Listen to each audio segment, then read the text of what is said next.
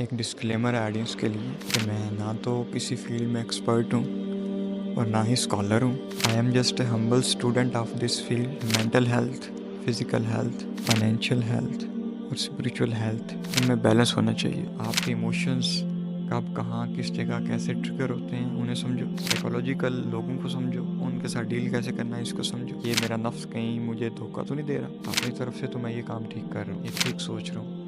कहीं ये मेरे नफ्स की आवाज़ तो नहीं है, कहीं शैतान मुझसे तो नहीं करवा रहा। वो महफिल में बैठे भी अधूरे होते हैं और वो तना तना फील करते हैं। लोग हंसते हैं लेकिन उन्हें वो फीलिंग है, कहते हैं यार ये ठीक है, पार्टी हो रही है, याशी हो रही है, लेकिन इनमें वो चीज़ नहीं है जिसकी तलाश में मैं हूँ।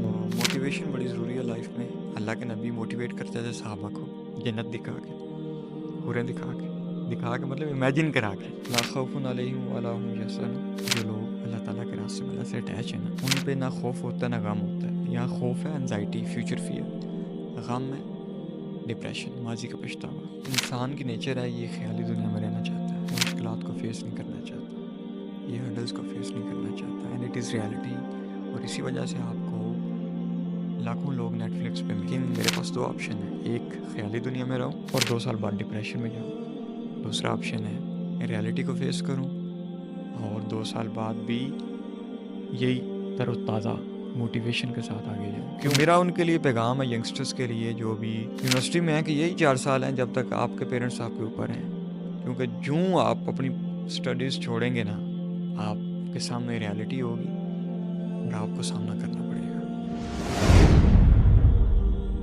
आज हमारे साथ सेट पर मौजूद हैं अब्दुल रहमान चीमा। अस्सलाम वालेकुम। वालेकुम अस्सलाम वरहमतुल्लाहि वबरकातुह। क्या हाल है आपका? अल्हम्दुलिल्लाह, आप सुनाएं कैसे? अल्हम्दुलिल्लाह मैं खैरियत से। आपको वेलकम करते हैं रीप जदून पॉडकास्ट में। हमें और आपको देखने वाले लोग आपके बारे में जानना चाहते हैं कि आपका बैकग्राउंड क्या है, आपकी जो इस्लामिक टीचिंग है वो क्या है, और सोशल मीडिया इन्फ्लुएंसर्स लाइफ कैसी जा रही है आपकी। अगर आप हमें थोड़ा अपने बैकग्राउंड के बारे में बता सकें तो ज़रूर। सबसे पहले तो मैं आपका शुक्रिया अदा करता हूँ कि आपने मुझे मौका दिया, और उसके बाद मेरा एक डिस्क्लेमर है ऑडियंस के लिए कि मैं ना तो किसी फील्ड में एक्सपर्ट हूँ और ना ही स्कॉलर हूँ। I am just a humble student of this field. Before taking a single word of mine, make it sure first. क्योंकि मेरे ख्यालात, मेरे कॉन्सेप्ट्स वक्त के साथ बदल सकते, तो इसके लिए मैं रिस्पॉन्सिबल नहीं हूँ। मैं एक स्टूडेंट हूँ, खुद भी सीख रहा हूँ। बिल्कुल ऐसे ही है। हाँ, हम कब्र तक बंदा सीखता है, तो हर बंदा हर नए स्टेप पे सीखता है, तो इसलिए ज़रूर जो आपने शुरू में ही बात कर दी बहुत अच्छी बात है। अगर हम यंगस्टर्स पे आ जाते हैं, हमारी यूथ किस तरफ जा रही है और इसको किस तरफ जाना चाहिए, जो आपका एक डायलॉग भी है और जो कि मेरा फेवरेट भी है कि नौजवान कहाँ जा रहे हैं, इनको कहाँ जाना चाहिए। आप नौजवानों के बारे में थोड़ा हमें बताते हैं, ख़ास तौर पे अगर यूनिवर्सिटी के नौजवान की बात की जाए तो फिर। यूनिवर्सिटी के नौजवान जा रहे हैं मटेरियलिज्म की तरफ। यूनिवर्सिटी के नौजवान जा रहे हैं अपनी नेचर के ख़िलाफ़, और यूनिवर्सिटी के नौजवान जा रहे हैं जहाँ उन्हें जाना नहीं चाहिए। नेचर के ख़िलाफ़ मतलब? नेचर के ख़िलाफ़ मतलब अल्लाह ताला ने इंसान को एक नेचर के तहत पैदा किया है, और उसकी नेचर को बनाया कि वो इस दुनिया में रहकर अल्लाह ताला को राज़ी करे। अपने नफ्स को कुर्बान करके, अपनी ख्वाहिशात को कुर्बान करके इस दुनिया में वो जितने दिन भी गुजारे, वो अल्लाह ताला की रज़ा के लिए गुजारे। तो ये उसकी नेचर है। उसकी रूह को सुकून मिलता है जब वो अल्लाह ताला के करीब होती है। तो इसके ख़िलाफ़ नौजवान जा रहे हैं। तो आप क्या मशवरा देते हैं कि नौजवानों को सबसे पहले तो अल्लाह की तरफ रुख करना चाहिए, जी। और मटेरियलिस्टिक चीज़ें आप किन को कह रहे हैं? मटेरियलिज्म कह लें कि बैलेंस नहीं है ना लाइफ में। मटेरियल को हम नेगेटिव नहीं समझते, होना चाहिए, लेकिन सिर्फ मटेरियल हो ये अच्छा नहीं है। बैलेंस होना चाहिए लाइफ में। यानी बंदे की mental health, physical health, financial health और स्पिरिचुअल हेल्थ, इनमें बैलेंस होना चाहिए। लेकिन हर बंदा कहीं ना कहीं एक्सट्रीमिज़म की तरफ जाता है। वो या तो फाइनेंशियल फ्रीडम को इस तरह ऊपर ले जाएगा कि बाकी जो पहलू हैं उनको छोड़ देगा। कुछ ऐसे हैं जो स्पिरिचुअल को बहुत आगे ले जाते हैं, ऊपर ले जाते हैं, और ज़िंदगी के दूसरे एस्पेक्ट्स छोड़ देते हैं, कुछ फिज़िकल आगे चले जाते हैं। व्हाट मैटर्स के बैलेंस हो ज़िंदगी के हर पहलू में। सही। आप क्या समझते हैं कि तालीम का क्या रोल है पर्सनल और सोसाइटी डेवलपमेंट में? तालीम बहुत ज़रूरी है। Education is everything. एजुकेशन के बगैर एक इंसान जानवर की तरह है, और इंसान और जानवर में डिफरेंस ही ये है कि इंसान सोचता है, गौर व फिक्र करता है, और गौर व फिक्र तभी करता है जब वो नॉलेज गेन करता है। एक जानवर है, वो लेक्चर नहीं सुन सकता, जानवर समझ नहीं सकता, गौर व फिक्र नहीं कर सकता। और इंसान को अल्लाह ने अशरफुल मखलूक़ात इसीलिए बनाया है कि ये गौर व फिक्र करता है, सोचता है, समझता है, नॉलेज गेन करता है। तो एक इंसान और जानवर में डिफरेंस ही नॉलेज का है। तो नॉलेज होगा तो एक इंसान जानवर से इंसान होने का सफ़र तय करेगा। नॉलेज आप मतलब किस सेंस में कह रहे हैं? एक दीनी नॉलेज है और एक दुनियावी नॉलेज है। मैं ये समझता हूँ कम्बिनेशन होना चाहिए। अल्लाह के नबी ने दीनी और दुनियावी में कोई ख़ास डिफरेंस नहीं है। मैटर ये करता है कि आपके जो टीचर्स हैं वो आपको किस तरफ पढ़ा रहे हैं। वो खुद बायस्ड हो सकते हैं, जिसकी वजह से आपको लगे कि दीन और है, दुनिया और है। हालांकि अल्लाह के नबी ने सल्लल्लाहु अलैहि वसल्लम ने एक बैलेंस्ड लाइफ गुजारी है।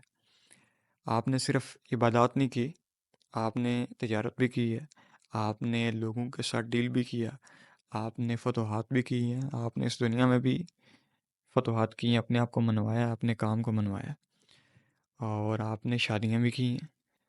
और अल्लाह ताला को दो चीज़ें बड़ी अल्लाह ताला के नबी को दो चीज़ें बड़ी पसंद थी, एक औरत और एक खुशबू। यानी बैलेंस था लाइफ में, हर चीज़ में वो आगे थे। तो होता ये है कि यहाँ जो स्पिरिचुअल लोग हैं ना, वो इस चीज़ को बहुत आगे ले जाते हैं कि मस्जिद नमाज़ें पढ़ें, इबादत करें। इसके अलावा अल्लाह के नबी की ज़िंदगी के जो दूसरे एस्पेक्ट्स हैं कि उन्होंने किस लेवल पे तिजारत की है, हर चीज़ में अपना मनवाया, उसको पीछे ले जाते हैं, स्पिरिचुअल जोन को आगे ले जाते हैं, इबादत को आगे ले जाते हैं बहुत ज़्यादा। जिसकी वजह से बंदे को लगता है कि यार ये दीन जो है ना, दीनदार लोगों के लिए है। द मोमेंट कि आप किसी को कहें ना यार दीन की तरफ आ जाओ, उसे ऐसे लगता है कि मैं किसी कैद खाने में आ जाऊँगा। उसे ऐसे लगता है कि मुझे सब कुछ दुनियादारी का छोड़ना पड़ जाएगा।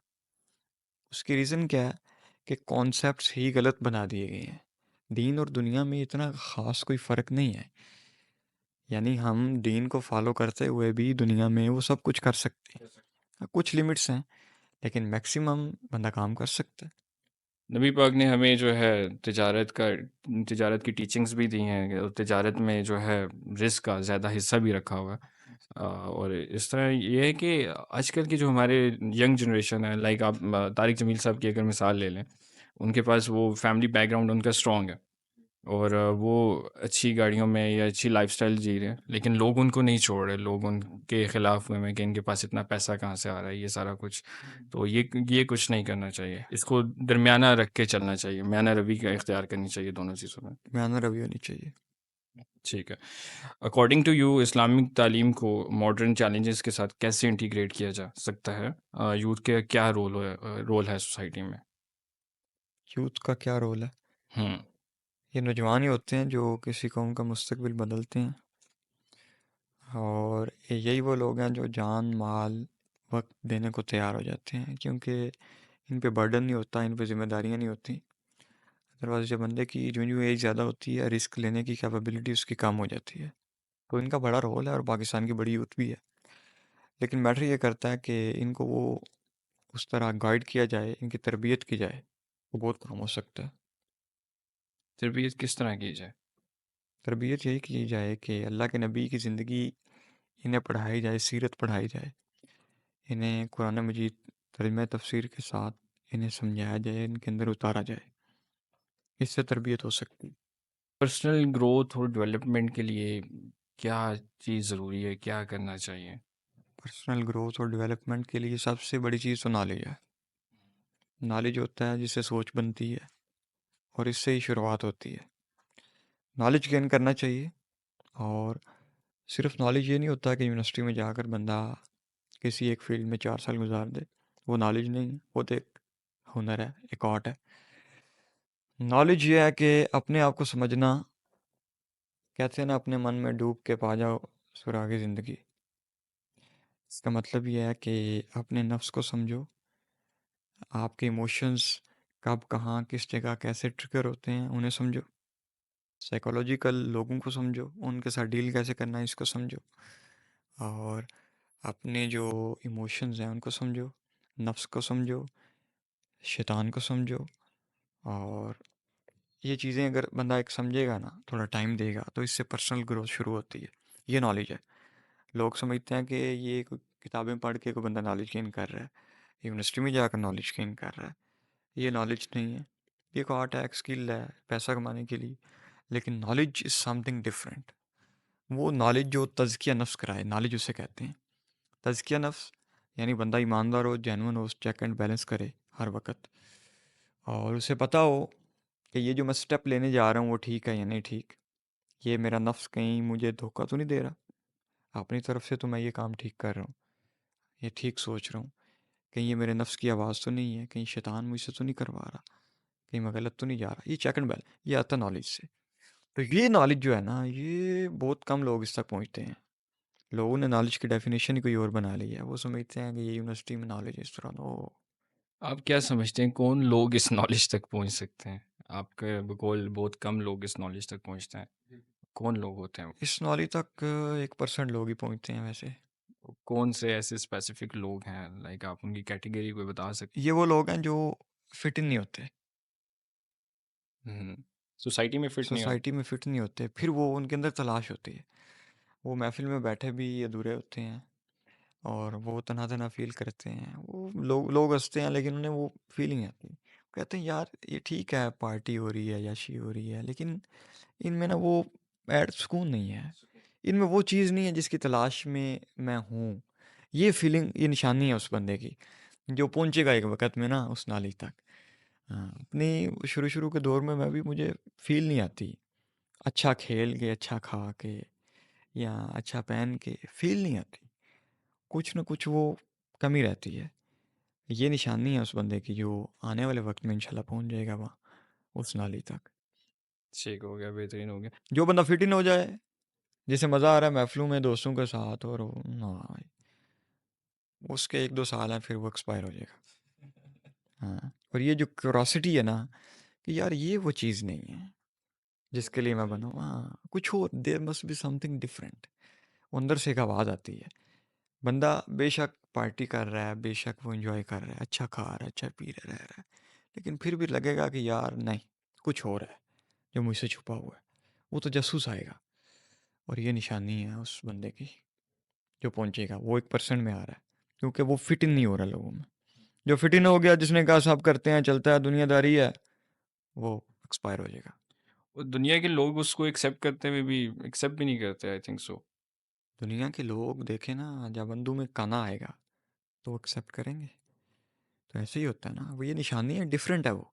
डिफरेंट होगा तो 1% में आएगा ना। तो ये तो पहली निशानी है, दुनिया एक्सेप्ट नहीं करेगी। दुनिया किसे एक्सेप्ट करती है? जो उनके साथ फिट होता है। तो ये उसकी निशानी है कि वो फिट नहीं हो रहा। वो 1% में आएगा और राज करेगा फिर।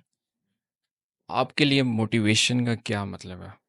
मोटिवेशन होती चांद लोगों के लिए, वो भी 1% लोगों के लिए होती है। बाकी कहते हैं बातें हैं, ऐसे है। तो मोटिवेशन बड़ी ज़रूरी है लाइफ में। अल्लाह के नबी मोटिवेट करते थे सहाबा को, जन्नत दिखा के, हुरें दिखा के मतलब इमेजिन करा के। तो मोटिवेशन तो बड़ा कुछ कराती है बंदे से। मोटिवेशन का बड़ा रोल है। हाँ। और आप देखें ना, जो कुछ भी बंदा सोचता है वो कहीं से कहीं उसके दिमाग में जाता है, वो सुनता है या पढ़ता है या मोटिवेट होता है। जो बंदा कुछ भी कर रहा है ना, वो मोटिवेशन ले रहा है कहीं ना कहीं से। कोई गलत काम बंदा कर रहा है, उसकी भी कोई मोटिवेशन है। जो ठीक कर रहा है उसकी भी मोटिवेशन का बड़ा रोल है। ठीक है। मोटिवेशन का मतलब नॉलेज है। सही। लाइक आप मोटिवेट करेंगे, अगले में जोश आएगा और वो काम करेगा। ठीक हो गया। इस्लाम में सेल्फ इम्प्रूवमेंट एंड मोटिवेशन की क्या टीचिंग्स हैं? इस्लाम सारा खड़ा ही self improvement, check and balance पे है। अल्लाह के नबी हर वक्त चेक एंड बैलेंस में रहते थे। सहाबा रोते थे जब बात होती थी ना कि एक बंदा जन्नत में दाखिल नहीं होगा, तो हर बंदे को ये लगता था कि शायद वो मैं ही हूँ शायद। हालांकि इतने नेक थे, लेकिन फिर भी उन्हें डर लगता था, क्यों? चेक एंड बैलेंस था, एक फ़िक्र थी। तो मोटिवेशन का इस तरह रोल है कि आप कुरान में देखें, पढ़ें, हर जगह मोटिवेशन है। ईमान वालों के लिए वो, ईमान वालों के लिए ये, जन्नत, हूरें, बागात। ये मोटिवेशन है ना, कि आपको ये मिलेगा, ये काम करो, हिम्मत रखो, हौसला रखो। तो मोटिवेशन के बगैर तो नेक्स्ट इम्पॉसिबल है कि एक बंदा लगातार चल सके।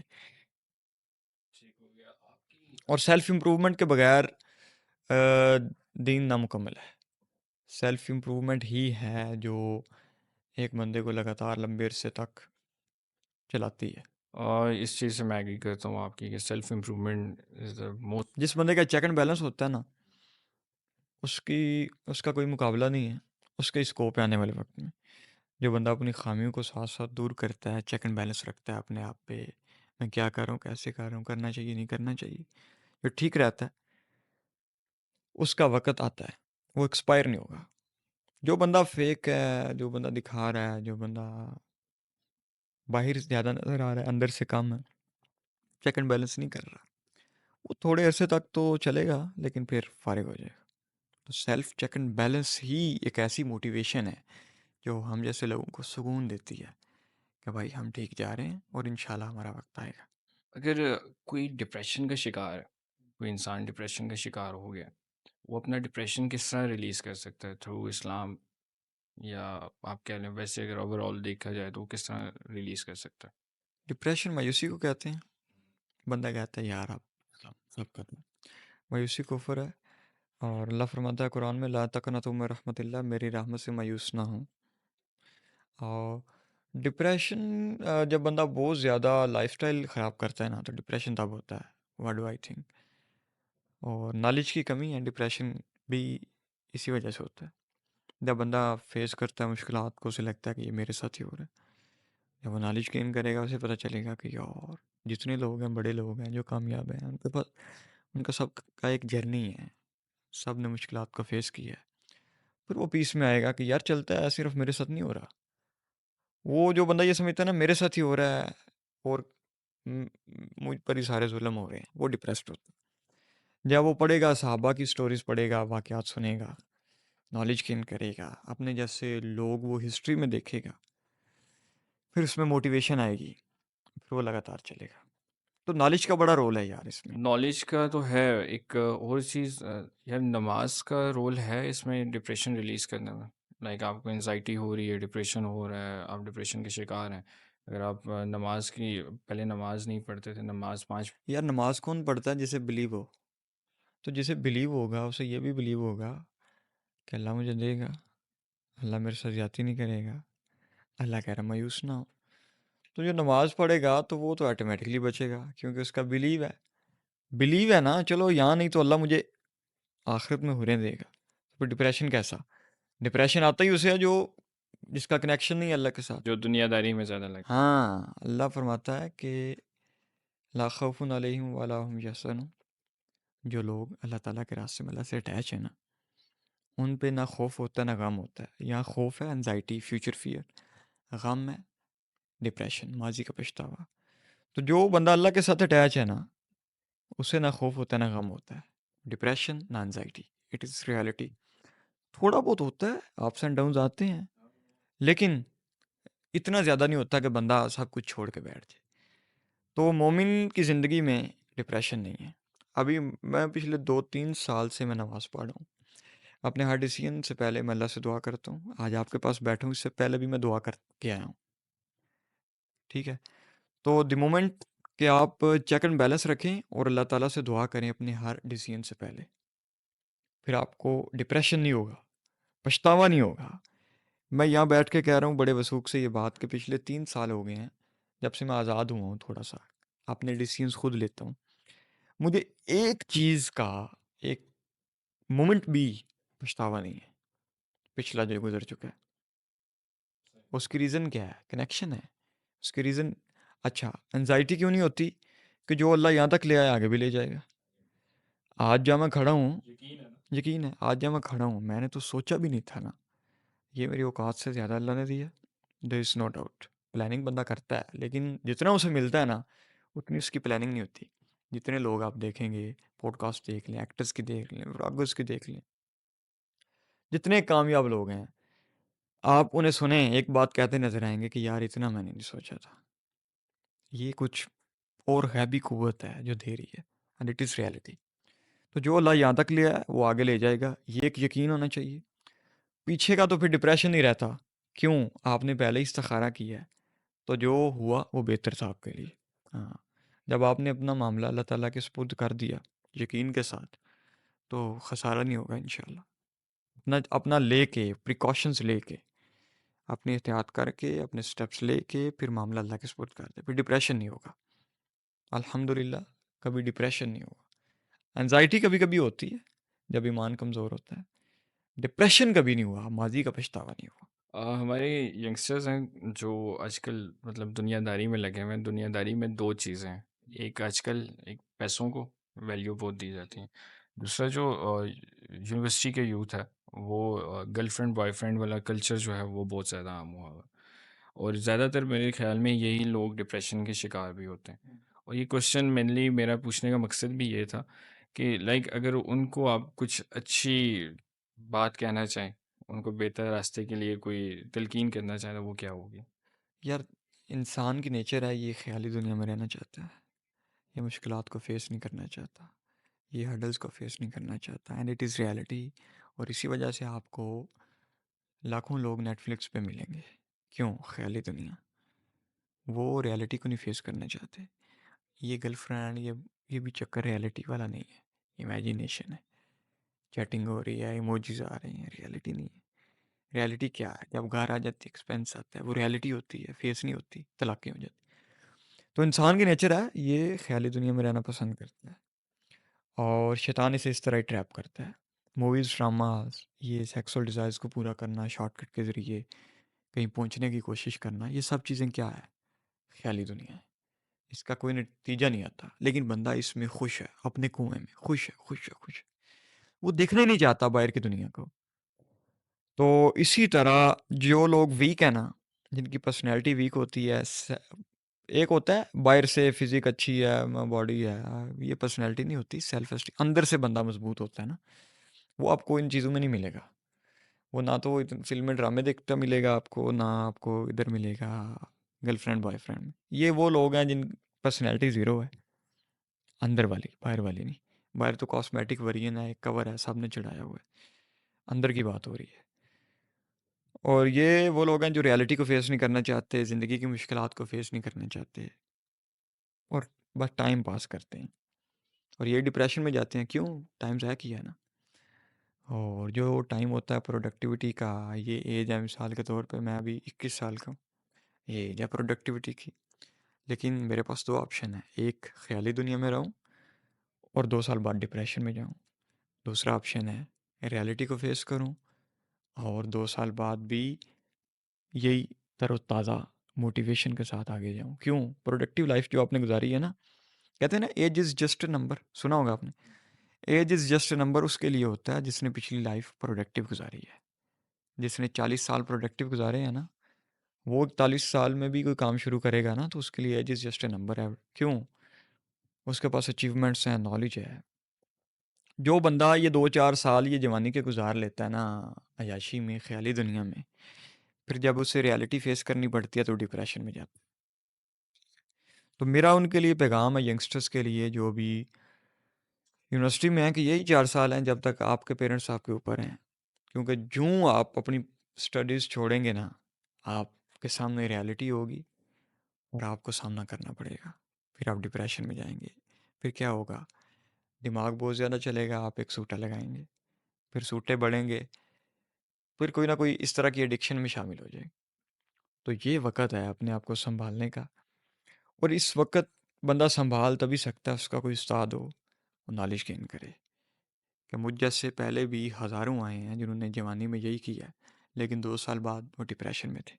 जब उनको इस बात का पता चलता है ना, फिर बंदा कहता है यार ये सिर्फ मैं नहीं, सब इस तरह करते हैं, बाद में डिप्रेशन में जाते हैं। जैसे मैंने जब मैट्रिक किया ना, तो मेरी ऑब्जर्वेशन थी, मैं लोगों को देखता था अपने इर्द गिर्द, अपने भाइयों को, कज़न्स को, कि वो याशियाँ कर रहे हैं और 12 तक वो सिर्फ स्टडीज़ कर रहे हैं और साथ नेटफ्लिक्स। 12 करते हैं, उसके बाद डिप्रेशन, उसके बाद लाइफ ज़ीरो। तो मैंने मैट्रिक से डिसीजन लिया कि भाई ये ज़िंदगी नहीं है, ज़िंदगी कुछ और है। तो फिर मैंने मैट्रिक से मैं रियलिटी को कुछ ना कुछ फेस कर रहा हूँ, और आज भी ज़िंदा दिल हूँ। डिप्रेशन नहीं है, एंजाइटी होती है लेकिन डिप्रेशन नहीं होता। तो पैगाम उनके लिए कि भाईजान, यही टाइम है आपके पास, 2 साल जो है ना, 4 साल यूनिवर्सिटी के। इस अब सबको पता है डिग्री फजूल है, फारिग है, कुछ नहीं मिलता। उसके बावजूद लोग ख्याली दुनिया में रहना चाहते हैं। उसके बावजूद लोग अपने आप को ब्लेम नहीं करना चाहते। उसके बावजूद लोग कंफर्ट जोन से नहीं निकलना चाहते, और अपनी वो दुनिया में खुश हैं। हम डिग्री कर रहे हैं, हम मेहनत कर रहे हैं, पता भी है कुछ नहीं कर रहे, टाइम ज़ाया हो रहा है। तो यूनिवर्सिटी के दौरान जो पहला साल है ना, तब से शुरू करें अपना करियर, साथ साथ बैलेंस लेकर चलें अपनी फ़िज़िकल हेल्थ में, मेंटल हेल्थ में, नॉलेज में, और जो काम आप करना चाहते हैं, और अपनी ज़िंदगी को कबूल करके। ये ना समझें कि मेरे पेरेंट्स ने ऐसे कर दिया, ऐसे कर दिया, ऐसे कर दिया, और मैं यूनिवर्सिटी के बाद ये करूँगा। डिप्रेशन ही होता है। जो है ग्राउंड रियलिटी को आप एक्सेप्ट करें। और और ज़िंदगी नाम प्रेशर लेने का है, जितना प्रेशर लेते हैं इतना आगे जाते हैं। ठीक है। और जिनकी आप मिसालें देते हैं एलोन मस्क की और डिफरेंट, उनकी ज़िंदगी देखें ना, वो कितना प्रेशर लेते हैं, कितने घंटे काम करते हैं। चलें, अब आकर वो स्मार्ट वर्क करते हैं। जब आपने शुरू किया था जब आपने शुरू किया था उन्होंने, तो कितनी एफर्ट की थी। यानी शॉर्टकट नाम की कोई चीज़ नहीं है, हर बंदा हार्ड वर्क करता है। तो जितने लोग हार्ड वर्क कर रहे हैं, प्रेशर लेने से ही बंदा आगे बढ़ता है। ये बात एक नौजवान को जब समझ आ जाए, समझ ले मैच्योर हो गया। प्रेशर लेने से, काम करने से ही बंदा आगे बढ़ता है। लेकिन ये कोई 21 22 23 24 साल पे ना बंदे को समझ आती है, तब तक टाइम काफ़ी गुजर चुका होता अच्छा, आपने ज़िक्र किया कि 3 साल पहले जो है 3 साल हो गए हैं आप एंग्ज़ायटी से, डिप्रेशन से दूर हैं। 3 साल पहले क्या आप भी ख़याली दुनिया में थे? है। जी, फुल ख्याली दुनिया में था, ऐसे ही है। स्टेज यही होती है कि बंदा लोगों को देखता है, और देखे ना, डिप्रेशन तभी होता है जब बंदा लोगों को ज़्यादा देखता है। खुद को देख के डिप्रेशन नहीं होता, लोगों को देख के कंपेयर करके डिप्रेशन। ये भी नॉलेज है कि कंपेयर नहीं करना चाहिए। ये भी नॉलेज है कि हर बंदे की शुरुआत यहाँ से होती है, जहाँ आप खड़े हैं। तो स्टेज ये थी कि हम भी लोगों को देखते थे, और एक ख्याली दुनिया में रहते थे कि यार ये दुनिया ही कुछ हो रहा है, ये लोग कुछ हो रहा है, हम नहीं पहुंच सकते, इसीलिए बंदा डिप्रेस्ड होता है। लेकिन नॉलेज गेन करने से पता चला कि भाई सब लोग यहाँ से शुरुआत करते हैं, फ़र्क सिर्फ एक चीज़ का होता है, पर्सनैलिटी का। तो दो ऑप्शन है आपके पास, या तो पैसे के पीछे पढ़ पढ़ के पैसा भी नहीं मिलेगा, पर्सनैलिटी भी नहीं बनेगी। यार ऐसा कौन-सा नॉलेज आपने गेन किया, लाइक अगर मैं कहूँ कि यूनिवर्सिटी तो सारे बच्चे पढ़ रहे हैं, ठीक है? कॉलेजेस भी सारे पढ़ रहे हैं। वो भी नॉलेज तो गेन कर रहे हैं, लेकिन उनको ये चीज़ नहीं आ रही। आप में ये चीज़ कैसे है? आपने कौन-सा नॉलेज ऐसा गेन? मैं आपको डिफरेंस बताता हूँ। नॉलेज कहता है कि पर्सनैलिटी होनी चाहिए, क्वालिटीज़ होनी चाहिए, पैसा आ जाएगा, एक्सीलेंस आ जाएगी। एक्सीलेंस होनी चाहिए, पैसा आ जाएगा, नॉलेज कहता है। लेकिन टिपिकल लोग ये कहते हैं कि जनाब, पैसा होगा तो कुछ करेंगे, पैसा होगा तो कुछ होगा। ये नॉलेज है ना, ये डिफरेंस है। ये मैट्रिक के बाद ना मुझे इस चीज़ की बड़ी समझ आ गई। कुछ लोगों को मैं सुनता था, स्पीकर्स को मुख्तलिफ, ज़्यादातर स्पीकर्स आपको ये बात नहीं करेंगे कि पैसा कमाओ और ऐसे हो जाएगा। वो कहते हैं कि अपनी पर्सनैलिटी को बनाओ, सेल्फ इम्प्रूवमेंट करो, फिर चीज़ें आ जाएंगी ऑटोमेटिकली।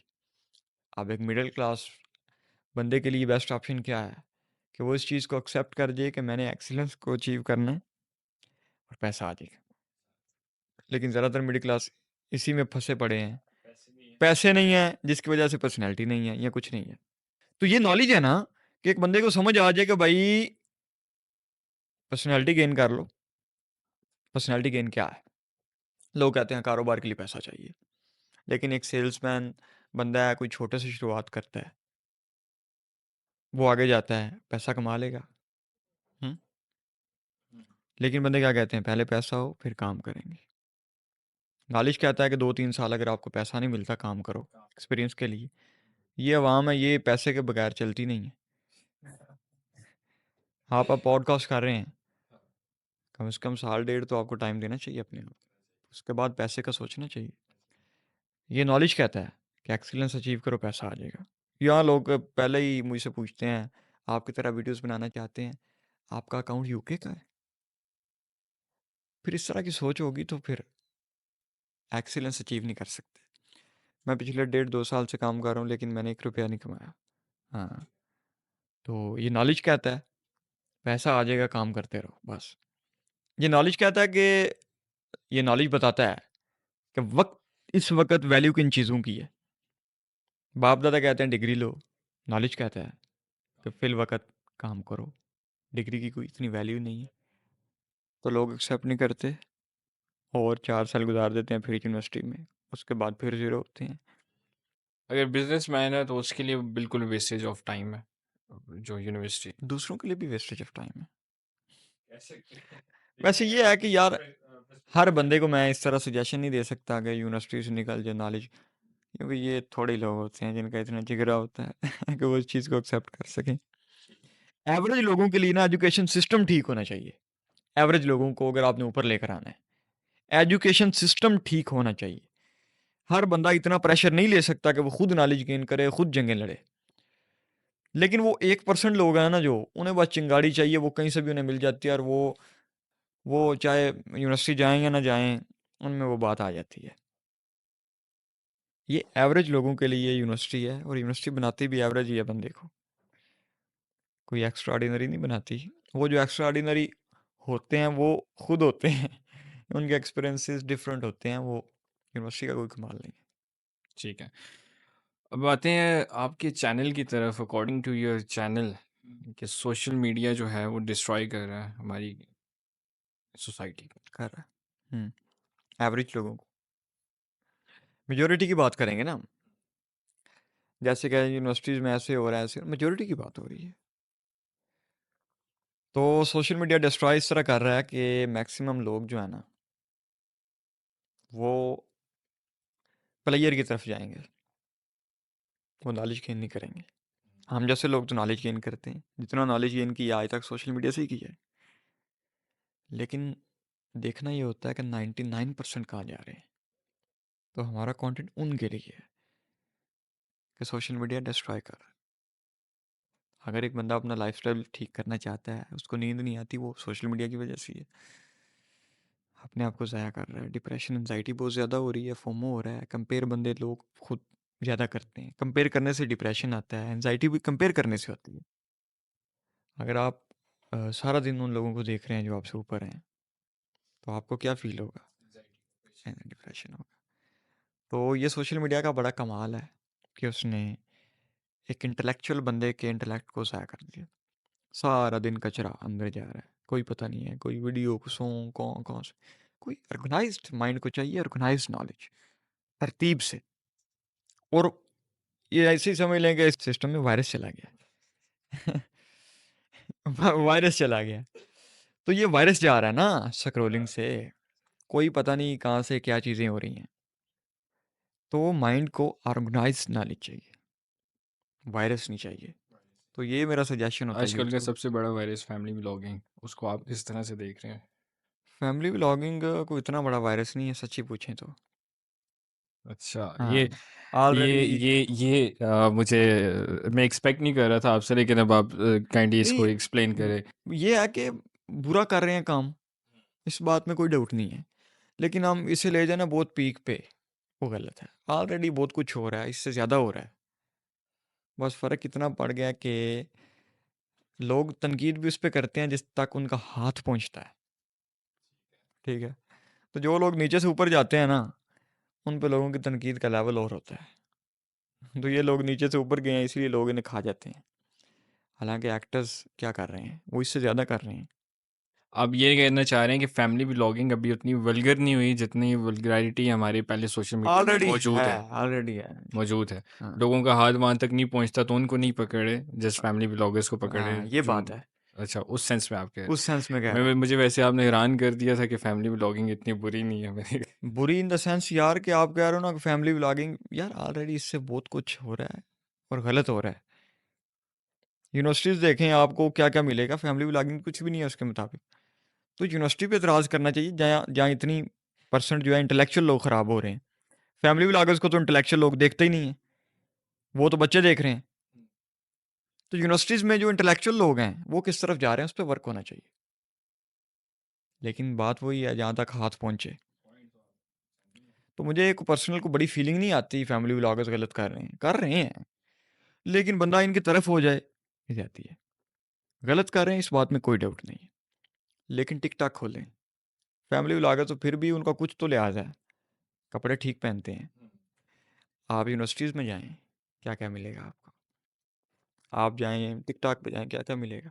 तो दुनिया ऑलरेडी वो सब चीज़ें देख रही है, उनको पकड़े ना, एक तरफ ना हो जाए, यूनिवर्सिटीज़ में काम करें।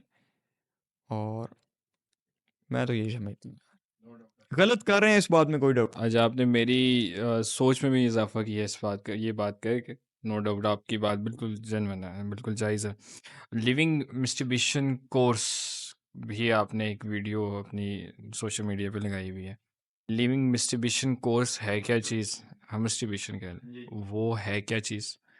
और मतलब उसको डिफ़ाइन करने का मकसद क्या था? लिविंग मस्टरबेशन कोर्स है, ये सबसे ज़्यादा पूछा जाने वाला सवाल है सोशल मीडिया पे, नफ्स को कैसे कंट्रोल करें। और इसीलिए मैंने इस पे कोर्स बनाया था। तकरीबन 21 मिनट की वीडियो थी ये, और डिटेल्ड मस्टरबेशन लोग करते क्यों हैं, क्या वजूहत बनती हैं। पहले भी थी मस्टरबेशन, लेकिन इतनी नहीं थी जब अब है। अब तो कोई भी नहीं बचा, मेजोरिटी की बात कर रहा हूँ। तो उस पर कोर्स बनाया, और वो सबसे टॉप वायरल मेरी वीडियो गई है। 21 मिनट की, हालांकि आज के दौर में, लेकिन फिर भी वायरल है। उसकी रीज़न ये है कि इसकी मांग बहुत है। तो इसमें मैंने तमाम एस्पेक्ट्स को कवर किया कि दीन इसके बारे में क्या कहता है, मस्टरबेशन के बारे में, करनी चाहिए नहीं करनी चाहिए, साइंस क्या कहती है, साइंस की बात माननी चाहिए, इस्लाम की बात माननी चाहिए, स्कॉलर्स क्या कहते हैं, इसकी क्या वजूहत बनती हैं, कैसे इसे छोड़ा जा सकता। मैं आपसे ज़्यादा नहीं पूछूंगा, साइंस का पूछूंगा कि साइंस क्या कहती है और इस्लाम क्या कहता है। इसको थोड़ा सा डिफ़ाइन कर दें, और छोड़ा कैसे जा सकता है। ये 3 चीज़ें अगर आप हमें डिफ़ाइन कर दें, बता देंगी। इस्लाम कहता है चेक एंड बैलेंस, कंट्रोल। इस्लाम खड़ी सारा सेल्फ कंट्रोल पे है। यानी जो बंदा अपने गुस्से को पी नहीं सकता, जो बंदा अपने नफ्स को कंट्रोल नहीं कर सकता, एक लड़की को देख के कंट्रोल नहीं कर सकता, वो क्या याद करेगा, वो क्या तलवार उठाएगा, और वो क्या अल्लाह के सामने खड़ा होगा। तो सेल्फ कंट्रोल को बड़ी अहमियत दी गई है इस्लाम में। तो सेल्फ कंट्रोल इसकी इजाज़त देता है। ये तो लैक ऑफ सेल्फ कंट्रोल है, सीधा सीधा ऐसे ही है ना। यही बंदे की सबसे बड़ी, यू कैन से, वीकनेस है। जो बंदा इसको कंट्रोल नहीं कर रहा, इट मीन वीक है ना। तो इस्लाम तो कहता है सेल्फ कंट्रोल करो। मोमिन हुआ है जो अपनी शर्मगाह की हिफाजत करते हैं। अब हिफाजत किससे करनी है, वो जो प्लेयर है उससे करनी है ना। वो प्लेयर ये है कि आप नहीं इस्तेमाल कर सकते अपनी बेगम और लोंडी के अलावा तीसरा कोई भी रास्ता आप नहीं पकड़ सकते। बेगम और लोंडी आपने कहा, लोंडी आप लोंडी इसको कहते हैं थोड़ा मुलाजमा ब्रीफ। कह लें, जो पुराने ज़माने में गुलाम होते थे। हाँ, हाँ, उसके वो वो दौर गुलाम ख़त्म जो हो गया। खरीदे हुए गुलाम होते खरीदे थे, हुए खरीदे हुए। उनके पता नहीं शायद निकाह करके, या मुझे इसका कंफर्म नहीं हाँ, है। लेकिन ये हमारी जो देखने वाली ऑडियंस है, ये किसी गलत ट्रैक पे न चली जाए, हाँ, इसलिए मैंने कंफर्म वो किया। दौर ख़त्म हो चुका है। हाँ, वो दौर ख़त्म हो गया है। अब वो ना, जो इंटरनेशनल उन्होंने कवानीन बनाए हैं, उसमें कोई इंसान किसी इंसान का गुलाम नहीं, तो लिहाजा वो कल्चर ख़त्म हो चुकी। साइंस कहती है कि भाई कर लो, it's a part of game, चलता है, लेकिन एक लिमिट में रहकर, मंथली या weekly, you can say it is okay. Science ये कहती है। जिस तरह इस्लाम लेकिन कहता है कि ये ना, आपकी ये साइड वीक है तो दूसरी भी वीक होंगी, लिहाजा कंट्रोल रखें। उसके बाद इसे छोड़ा कैसे जा सकता है, उस पर बात करते हैं। अल्लाह फरमाता है कुरान में, वला तकरबु ज़िना। इस पे मेरी मैक्सिमम वीडियोस हैं, ज़िना के करीब ना जाओ। हर वो चीज़, हर वो ट्रिगरिंग पॉइंट जो आपको वहाँ लेकर जाता है, उससे बचो।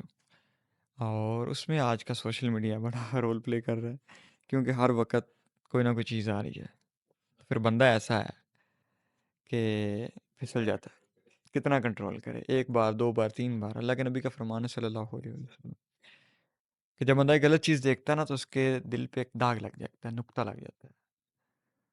अगर वो माफ़ी मांग ले, तौबा कर ले तो वो ख़त्म हो जाता है। लेकिन अगर वो दूसरी बार देखेगा, तीसरी बार देखेगा, आहिस्ता आहिस्ता धब्बे लग लग के ना दिल काला हो जाएगा। फिर एक वक्त आएगा, फिर वो वेबसाइट तक पहुंच जाएगा। लिहाजा अगर बचना चाहते हैं तो यही ऑप्शन है, लाइफस्टाइल को चेंज करें और ना तो ऐसी महफिल में बैठें जहाँ ये ऐसी बातें होती हैं, ना चैटिंग वगैरह करें, क्योंकि वो जोन है ना, उस जोन में नहीं जाना, महफिल में नहीं जाना, सोबत में नहीं जाना। सोशल मीडिया इटसेल्फ एक सोबत है। खुद को खुद रोकना है, छोटी-छोटी जो चीज़ें हैं जो आपको उस जी, तरफ लेके जा रही लेके हैं, जाती उन चीज़ों से रोकना है आपने। यही ऑप्शन है, यही ऑप्शन है कि आप वहाँ नहीं जाएँगे। वहाँ नहीं जाएंगे। अदरवाइज लेकिन मुश्किल बहुत है। सोशल मीडिया ने कमाल कर दिया आज। इतनी वल्गैरिटी है, एड्स देख लें हर तरफ, बहुत मुश्किल हो गया। लेकिन रास्ता यही है कि भाई बचाना है, कंट्रोल करना ये आप वही 100 में से 1% की बात है। कर एक रहे परसेंट ही पहुंचेंगे। हैं। 1% ही पहुँचेंगे। ये वो परसेंट है जिसकी आप बात कर रहे थे, ये वो पर्सन है। इसी वीडियो में आपने एक बात की थी, गुनाह जो करता है और पछताता है, मैं उसको सैल्यूट करता हूँ। क्या आप ये इस चीज़ को प्रमोट कर रहे हैं कि आप गुनाह बेशक करो लेकिन बाद में पछता लेना, कोई मसला नहीं है? बिल्कुल कोई मसला नहीं है उसमें भी ना। अल्लाह ताला दिलों के हाल देख, अगर आप गुनाह करके पछता रहे हैं, अल्लाह देख रहे हैं ना कि पछता रहे हैं या ड्रामेबाजी कर रहे हैं। तो उस हिसाब से अल्लाह देखेगा ना। मतलब पछताना इन द सेंस कि जो दिल से दिल वाक़ई से वाकई दिल से तौबा। वो आप बेशक कम ओ, मरने तक करते रहें, पछताते रहें। दिल से करेंगे तो हर बार माफ़ी हो जाएगी। ड्रामेबाजी करेंगे तो अल्लाह देख रहा है ना। मुझे तो आप बता सकते हैं कि मैं पछता रहा हूँ, अल्लाह तो देख रहा है। और मरने तक तौबा कबूल है। द मोमेंट के फरिश्ता आ गया फिर नहीं कबूल होगी। उस वक्त तक आपने जितने भी गुनाह कर लिए हैं ना, ठीक है, माफ़ हो जाएंगे। तौबा, तौबा का दरवाज़ा खुला है।